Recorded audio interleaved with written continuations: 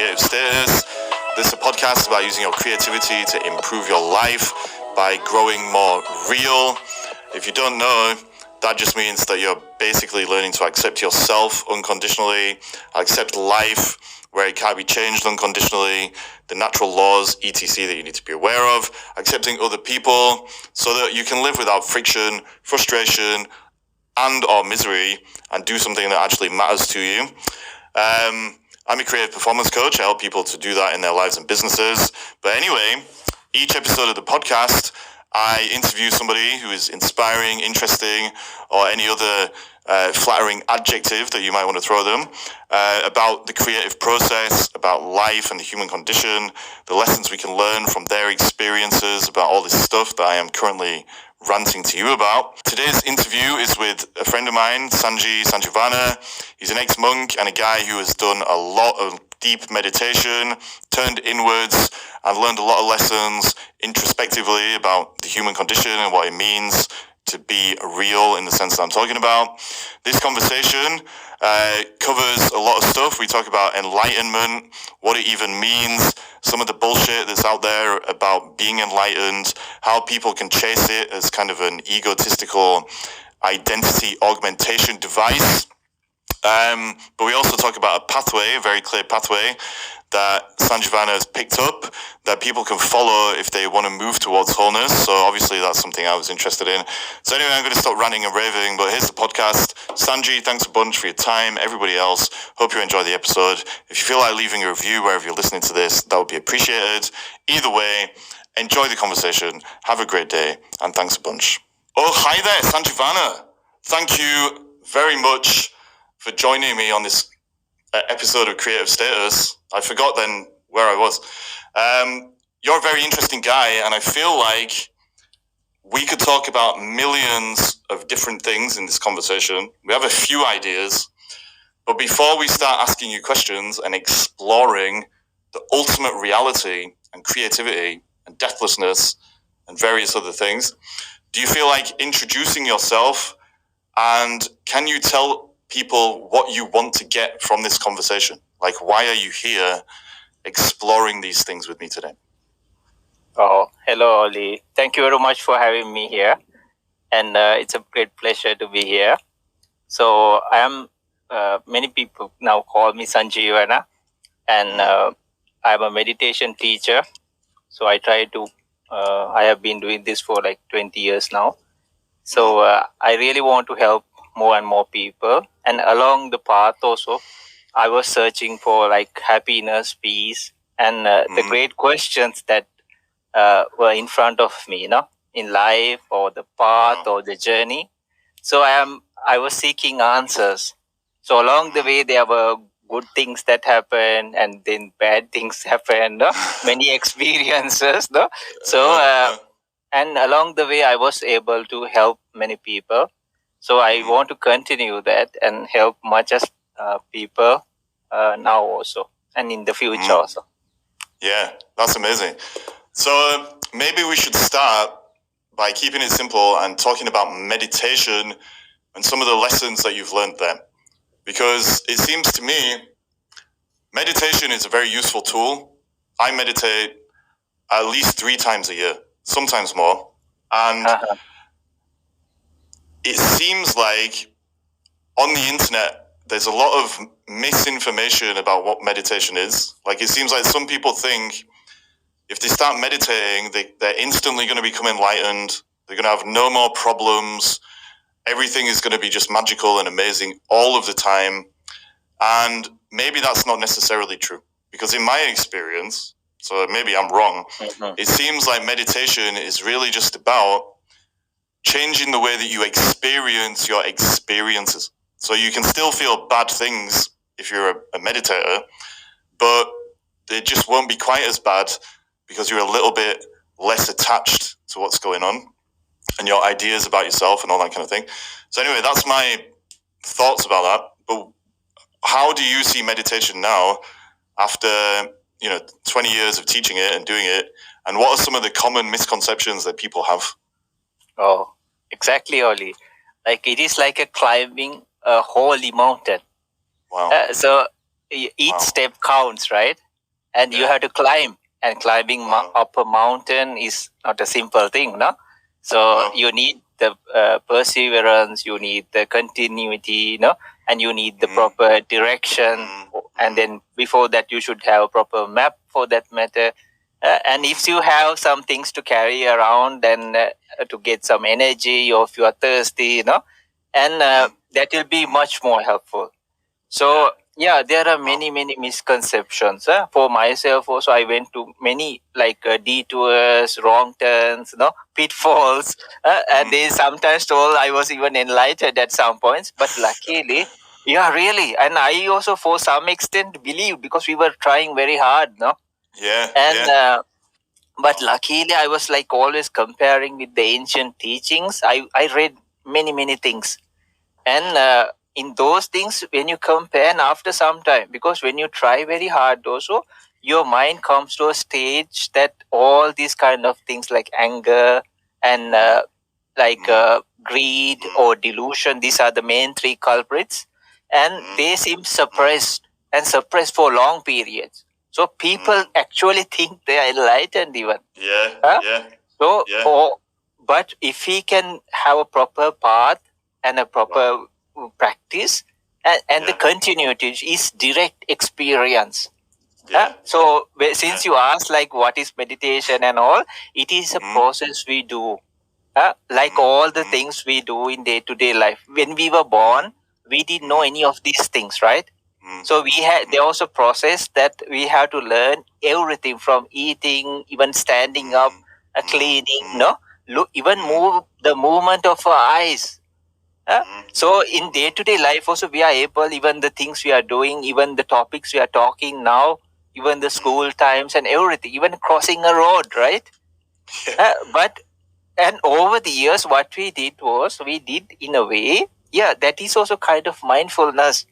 But in the end of the day, or after many years, what we realize is, we continue this pattern, but it doesn't bring us true peace or happiness, or it doesn't last. So now that's why we are trying to find a pattern or a direction, or we are trying to work upon something that can bring us more permanent happiness, permanent peace. So it is like the wheel was rotating, and it started rotating after some time, and it was touch and go, no? You keep rotating this wheel. But later at some point, it could be in your young stage or middle stage, or even when you're elder, you understand, oh, maybe this is not the way. Then you want to rotate it to the opposite. Huh?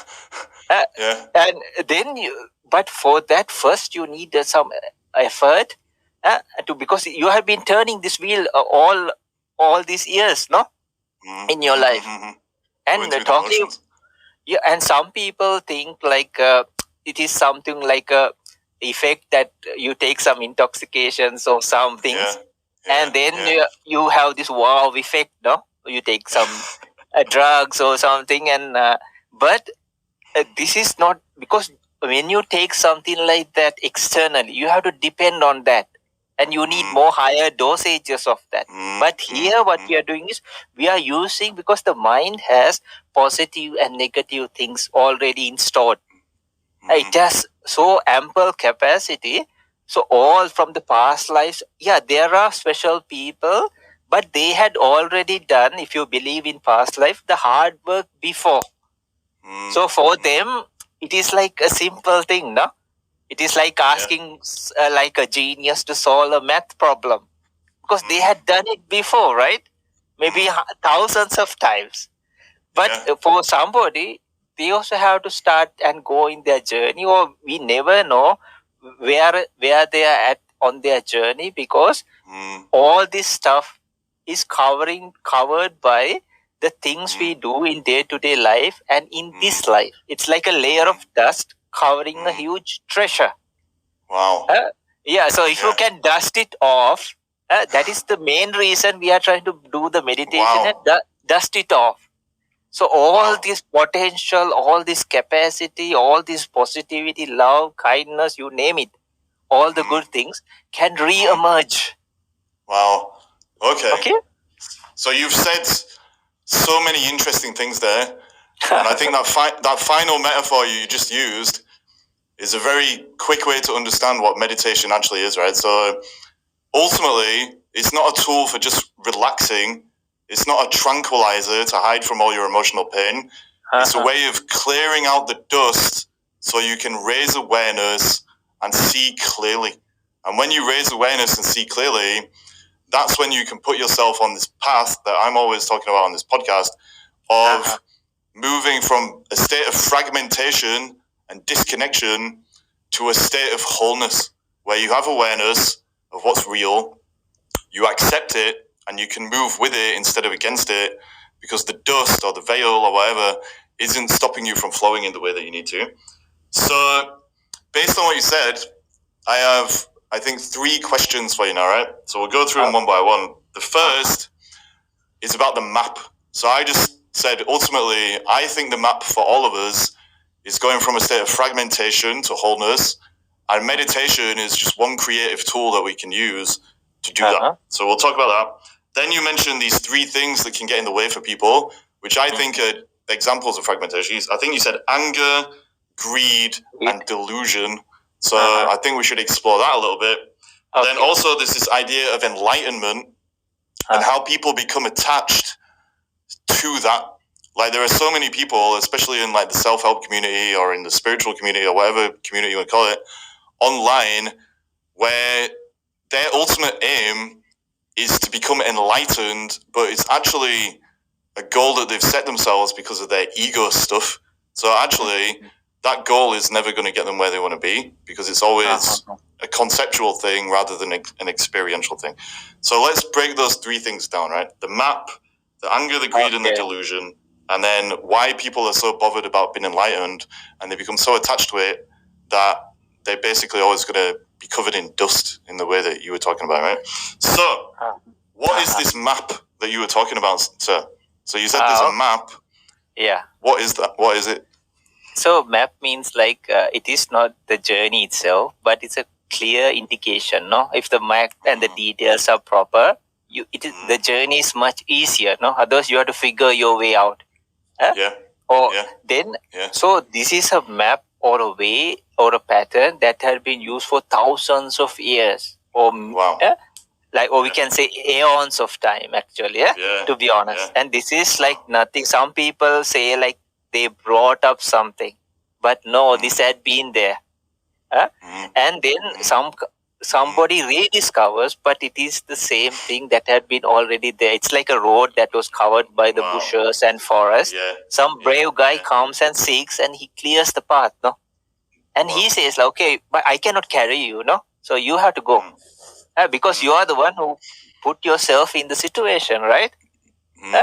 So the map is, there's a beautiful example, Ole. I'll just mention it. It's a long one, but that's okay. It's like a king who has to go on a journey. These are ancient examples. So this king has to go on a journey, and but he has to use 7 chariots. Right. Okay. So one can take to one extent, and after that, he has to get on to the other. So likewise, on this spiritual journey, a very easy, because for myself also, I didn't, some places they say you just practice. No, we were like really practicing hard. One sitting was even without any concentration, we used to sit for like 5 hours.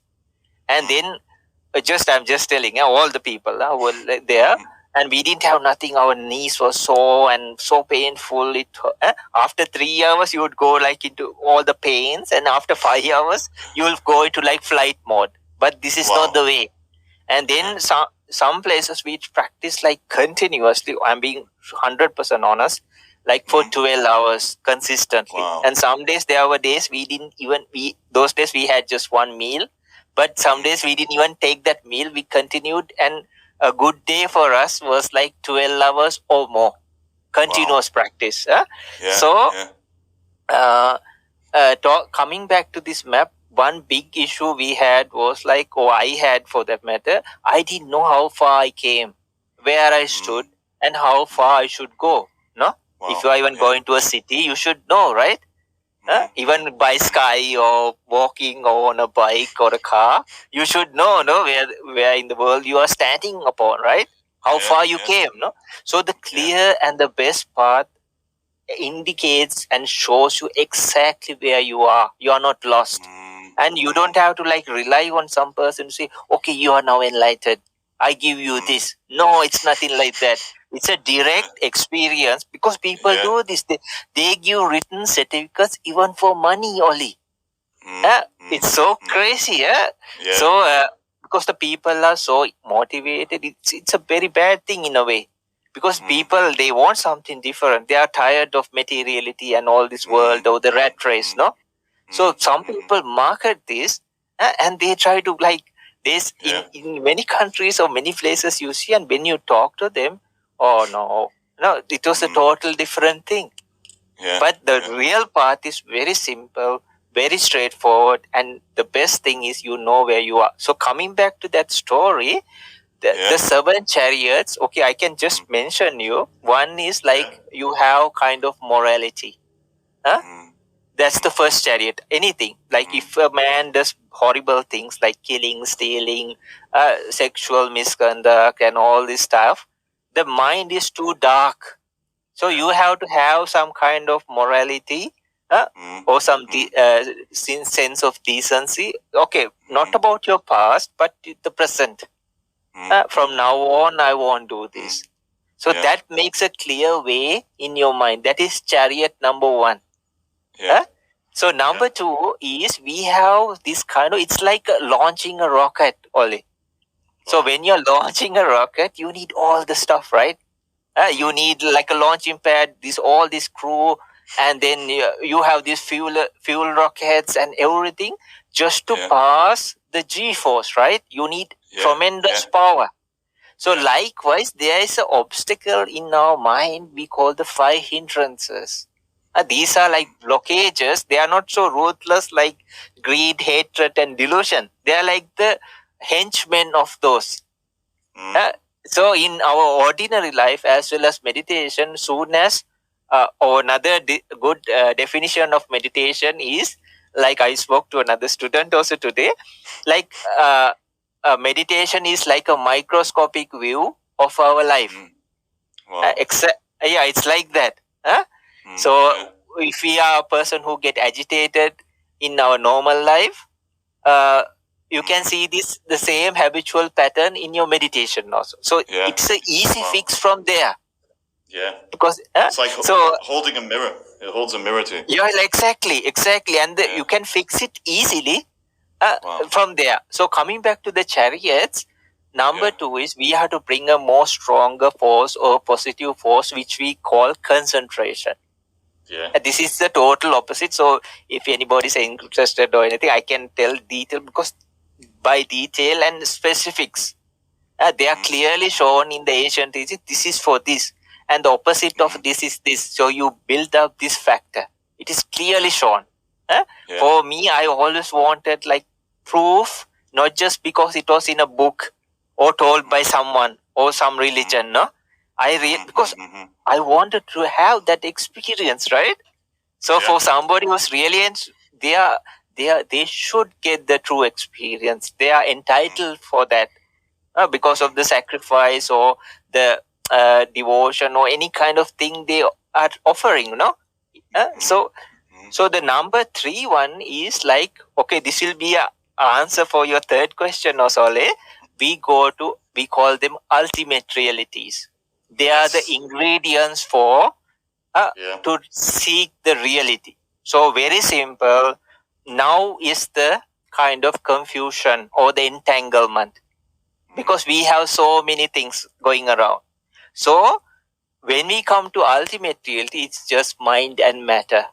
So wherever we are from, whatever age or country or anything, gender, all these things, they just disappear when you talk about mind and matter. That is so simple. So these are the basic ingredients we are using to go upon seeking this ultimate truth. Okay? So that is chariot number 3. Number 4 is you start using these ingredients. You get to know these ingredients very well. Yeah. And then a lot of doubt disappears because you are really feeling them. No, you are really experiencing them. So still it is not vipassana or any inside deep meditation, nothing like that. Okay, this is just basics. And then there are some stages you can even trace your past lives. Even anybody can do if they have the requirements. Okay, so number 5 is the time you start using these ingredients, and then we slowly start using this we call them insight meditation. Okay, so insight meditation is like really seeing what we are, not these outer frames. No, this is called concept. This is also reality. We don't deny that. We don't deny that, but there's something more to it. Okay, so then in the number 6 is the time we really dig in deep. So you can take your mind to very subtle, very minute stages, and not only that, you can see the real situation or what is really happening. We are not getting involved. We don't do nothing in that matter. We just let the occurrence or things to just happen. So when you see that, you realize that the materiality or mentality, they don't stay forever. They arise and they perish. And even the mind is more faster. Mind is the one that says, okay, your body is permanent, your money is permanent, your car is permanent. No? Or even if you take it in a subtler ways, these 4 elements, no, like earth, wind, water, fire. You are the eye door, you are the ear door, nose door, tongue door, body door. No, you are this. No, this is your soul. But when you see that the mind, it perishes more faster than the materiality. Wow. So that doesn't make us negative or anything. So here, these are like really, really profound and deep stages which we have to go through with very good concentration as well as very, very powerful mindfulness. And then number 7 chariot is the time we really reach our destination. People call it enlightenment. Some people call it Mahasamadhi. Some people call it Brahman. They can name it any way you like, but we can say it is total happiness and peace. Unshakable. Okay? So this is the map. Okay. So the map, like you've said, is obviously it's better to have a map than not to have a map. And the thing I like about this particular map that you just shared is what you said at the start. It's thousands of years old. That doesn't mean that it's true just because it's old, but it means that it's pointing us towards some fundamental thing about human experience that has not changed. And this is something I'm really interested in. I think there's a universal truth and a universal way of living that applies to all human beings that have ever lived and that ever will live. Because even though technology changes around us, even though the world changes around us, reality itself never does change. And reality ultimately is that we are not the ideas or the concepts that we carry and attach to, but that we are the experience ultimately of life experiencing itself and expanding towards more wholeness. So a few questions I've got about the map based on that. Is there a difference between the 3rd stage of kind of finding ultimate reality and enlightenment? Because the way I've always thought about this is that enlightenment ultimately, I'm not saying I'm not enlightened, but the way I've always thought about it is enlightenment just means we have uncovered, because of our increased awareness that we can get from meditation or yoga or being creative or whatever. But anyway, we've uncovered ultimate reality, which is wholeness, I would say, and we have aligned ourselves with it because of acceptance, trust, and that action that we feel inspired to take once we've reached that state of alignment. So I guess the question is, how is, stage 3, becoming aware of ultimate reality, different if it is to stage 7? And what's the link between ultimate reality and enlightenment in relation to wholeness, ideally. Okay. So many people mention these enlightenment in different ways. Some people even call some kind of like, please enlighten me, no? They just first use this terminology for a simple thing, but it's quite okay. So when you're talking about that aspect, we talk about things that are worldly and going beyond worldly situations. So because worldly things, whatever they are, how profound they seem, so they are still worldly. So even some concentrations we call the jhana, or some people in India, they call it dhyana. So these are very, very powerful mind states, but still yet they are worldly. And you can take your mind to the subtler stages, like say, for example, like perception or non-perception. You are in the middle of that. So it is such a subtle stage. You go beyond all these things, but still that also belongs to worldly. Okay? So in true enlightenment, we can have this terminology of enlightenment in different aspects. So to get through the illusion of this perceptual world, we have to go to the ultimate realities. It is like fighting the venom with the venom, no? You make anti-venom with the venom, right?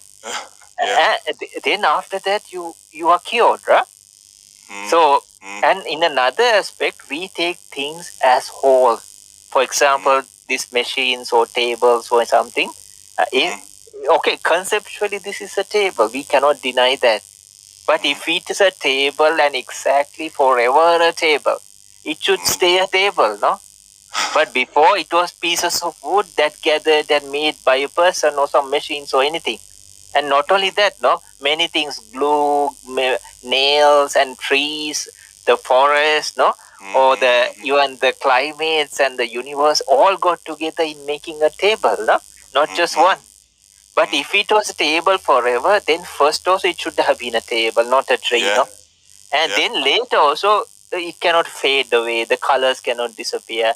You cannot break it into pieces of wood. And if the pieces of wood were permanent, you cannot break it or chop it or even make it a powder, no? But it is not. So anything that can be grounded, broken, and made it into a different way, it is not considered as ultimate reality. So that's why we are trying to seek the ultimate reality to actually free ourselves of the delusion. This is how I actually see things, right? So I think the main problem in our lives is delusion or illusion, whatever word you want to use, but ultimately, for some underlying emotional reason, we attach to fragmented conceptual ideas about ourselves and the world and the way that we perceive reality. So it boils down to two different levels, two different ways that ultimate reality is veiled, and it's the veil of perception because of the way that our bodies perceive things, but then the veil of interpretation on top of that. And so if I understand you right, stage 3 of this map is when we start to become aware of that. We become aware that our perceptions are fragmented, our interpretations are fragmented, that the world is just an idea, a concept that can block the way that we experience truth because we internalize certain stories and so on from the world, and then they form the attachments that we pick up and all that kind of stuff. And then when we keep going all the way down the path and we get to level 7 or stage 7, where we become enlightened, ultimately what's going on there is we have let go of our ideas about ourselves. We've let go of our ideas about the world and the way that those things cause us to hide from ourselves. And we basically get to this point where we transcend perception and ideas and interpretations, even if it's just for a moment. And I think we can call that samadhi as well, right? Those little moments where we taste that, where we feel totally connected to everything and we're in the flow and blah, blah, blah, blah, blah.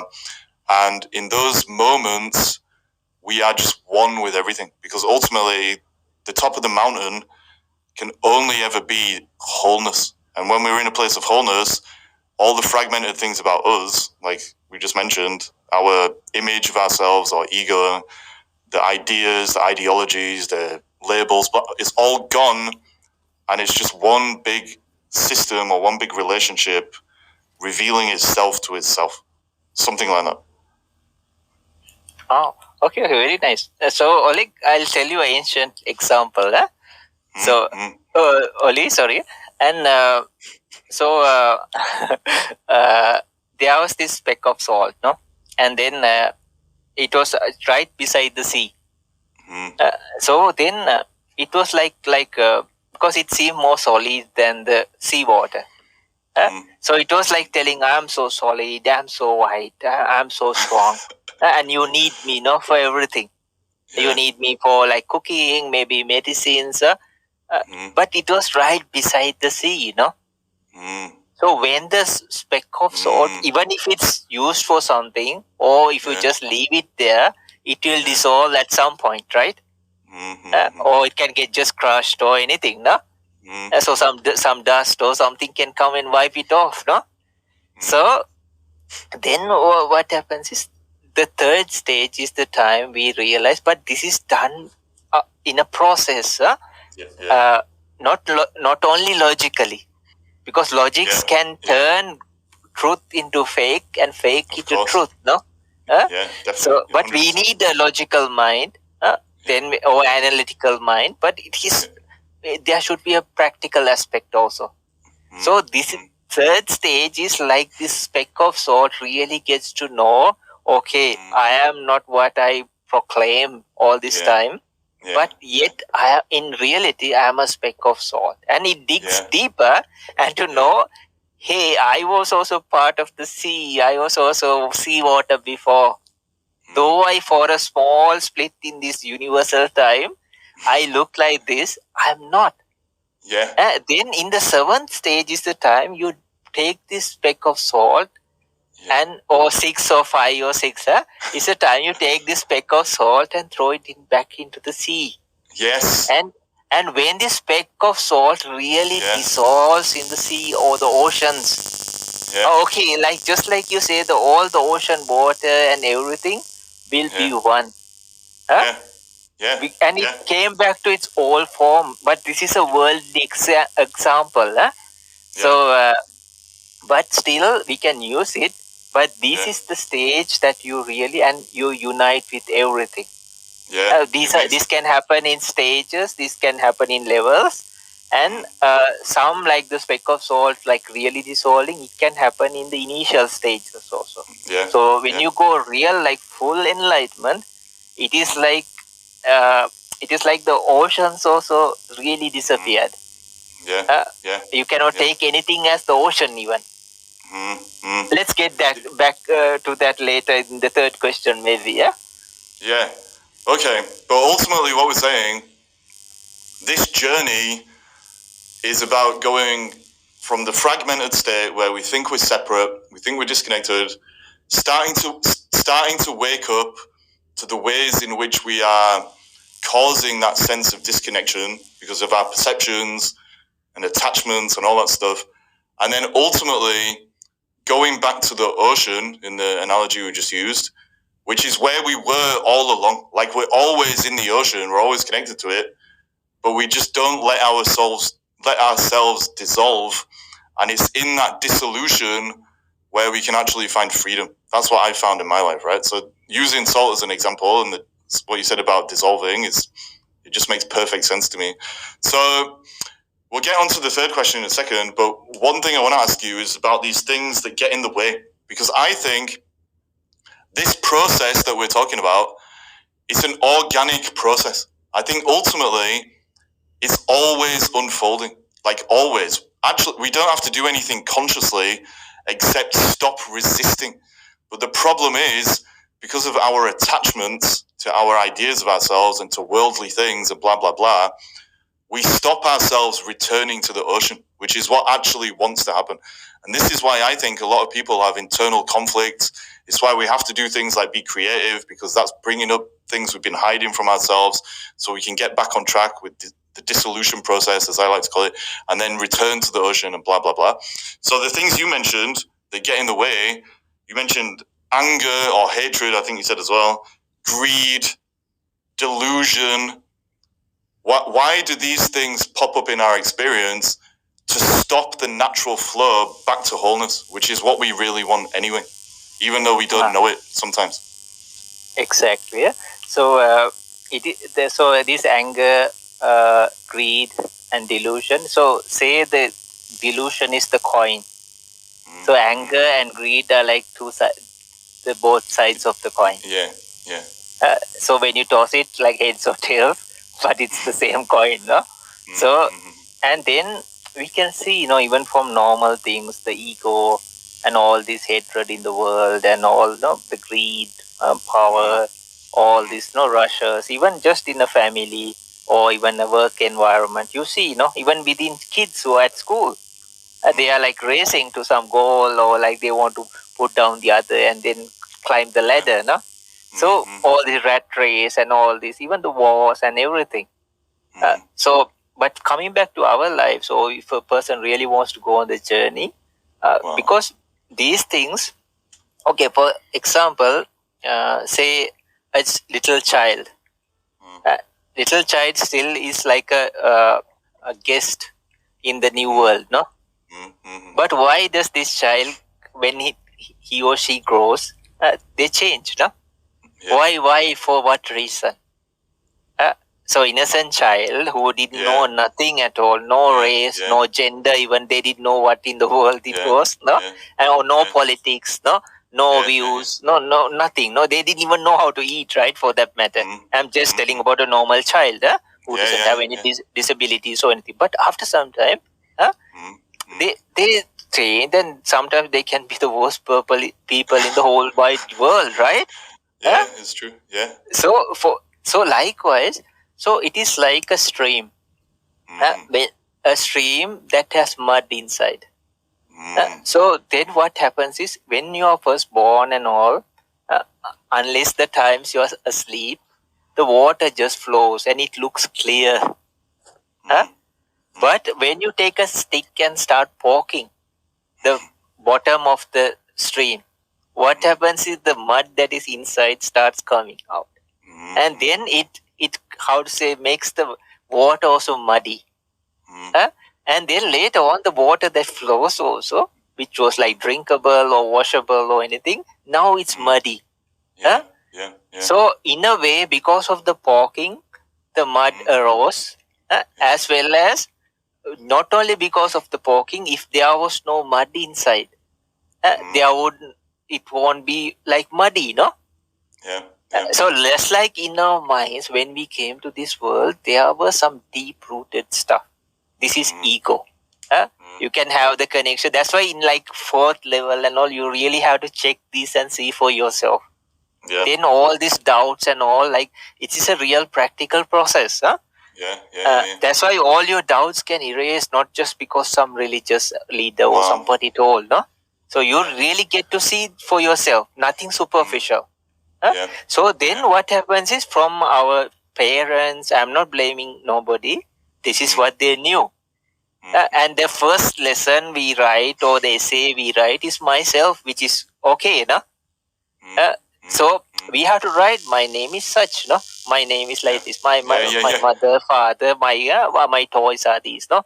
I live in this address. So as a tiny kid, whichever language we write these, right? So first we don't even know our name, no, like a little puppy or something. But later, I remember you had to put this big board and like with your name, no, like a name tag. But still you don't know it is for you, right? You're right. Like a little puppy also, no? Or a cat or anything. First you call its name, it doesn't even care. But later, it knows, like, and then when you say like bad puppy or good puppy, it reacts, no? So likewise, what happens is like our name, so from the things we hear, the things we see, even taste, feel, all these things, it pokes into the mud that we already carried. So then what happens is, later the factors like ego, then the likes and the dislikes, like some children like the milk, no? when they are fed some medicine, so they just put it out like a natural reaction, no? But later they say, oh, can I have some of those? I don't want this. Later it goes bigger and bigger and bigger, no? For example, think of a dying person. In the past, we saw many people with corona and all, no? Yeah? So they would just want to breathe. But after some time, maybe they would ask, can I have some water? These are the main basics, right? But later on, oh, I could eat something for something. Can I have something to eat? Then later, that doesn't satisfy a person, no? They want something more, no, something. Can I have something more nicer to drink? Can I have something more more nicer to eat? So the thing happens is like these are deep-rooted stuff, like in our hard drives. These are like computer viruses, and when they are triggered, they start popping up. So that's why in a later part of the life, usually after about 5 years or so, like these things start cop. That's why these little children, also you can see their characteristics.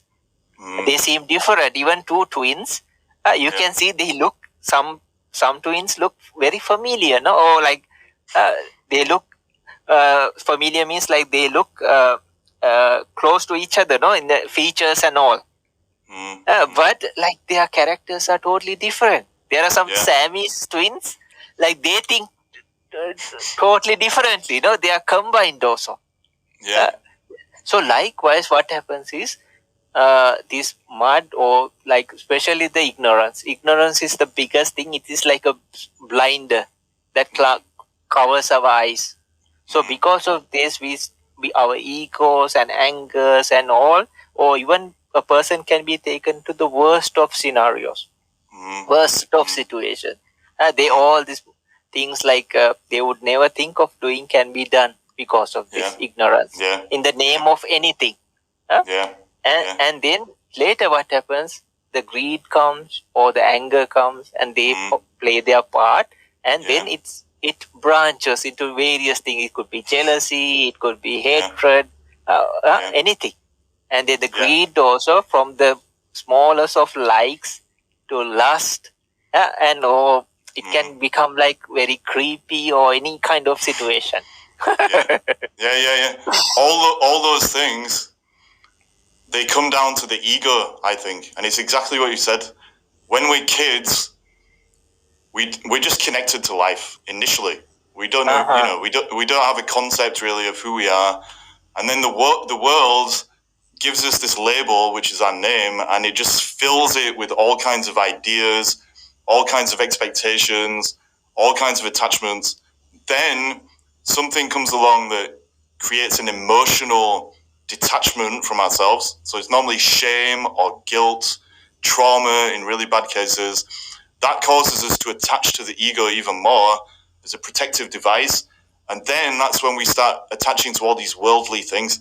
We think that the things in the world are going to fill us, basically. They're going to fill the void inside that comes from being detached. But actually, every time we chase worldly things, when motivated by ego, we're just making the problem worse. And so actually, the solution, I think, to moving down the path to level 7 is to just learn to let go. We let go of any attachment that we have, which is, it's difficult to do, obviously, and that's why people like you meditate for 20 years. But that is ultimately what it boils down to. So if that's true, and we are getting towards the end of the conversation, so if you could sum all this up based on what I just said, how does everything we've said basically in this conversation tell us or point us in the direction of what enlightenment actually is when we step away from all these attachments and concepts and everything like that? So I guess what I'm asking you for is final words of wisdom about this whole conversation in relation to pointing people towards enlightenment based on what you've learned going through all this stuff that you share. Okay.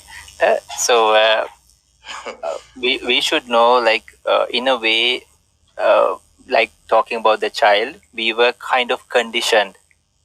In a way, like we were said, this is what you should do. This is the pattern. Some are good, some are good, and this is the things that should be done. But most of the things we do bring us like it doesn't bring us permanent happiness, permanent peace. So we don't have to change many of the things we are doing now. Maybe the bad things that really hurt yourself and the others. But within that frame, let us try to seek more permanent happiness, not relying on anything, not relying on some drugs or some kind of external thing. Because when the external thing collapses, our happiness and peace definitely will collapse with that. And if you are relying totally 100% on your mind also, or definitely the external things of materialistic things, when they collapse, or definitely the things, shadowy things like fame and fortune and all these things, when they collapse, you will definitely collapse. Or you cannot take to a next birth, or if you believe in one, no? So let us try. That's why we seek ultimate reality. So for the question you asked about enlightenment and ultimate reality and all, if you want to catch a person, you should not try to catch the shadow, no? This is like the conceptual reality. You should really try to catch the real person. Or if you are trying to cure or treat or do something nice for a person, you should know it's not used to take care of the shadow, right? So that's what has happened to now meditation also. That's why we don't see proper results. So in some stage, we all have that capability and capacity. Doesn't matter from which religion or whatever background you come from. We can seek. One time I remember there was a person who was like really trying to argue with me, but I had no intention of arguing. So finally, this person was like crying, and I asked whether it was so boring, no? But no. This person said like, I never heard this. I said, you can search for this, right? Then this person said, we are not allowed. I wouldn't say which religion or anything like that. So then I said, you can think these things, right? Because this is your life, right? And then this person said, no, we are not allowed to think even.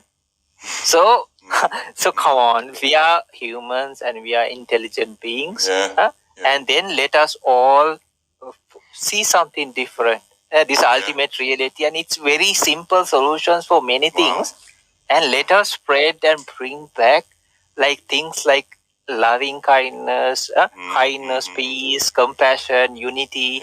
These are very wholesome things. It's not something you get after death, no? Like some people say, rest in peace, no? So, but why can you not live in peace, right? Do we have to kill ourselves and then rest in peace? No, right? You can rest in peace for sure, but why not live in peace, no? You're with yourself and the others. And there are so many positive. And just like Oli, what you asked, when the defilements or these dark things or any like greed, delusion, greed and hatred disappears, it is not a vacuum. This space or it is not a void. This will be covered with things like wisdom, true kindness, true compassion, true unity, all these positive things.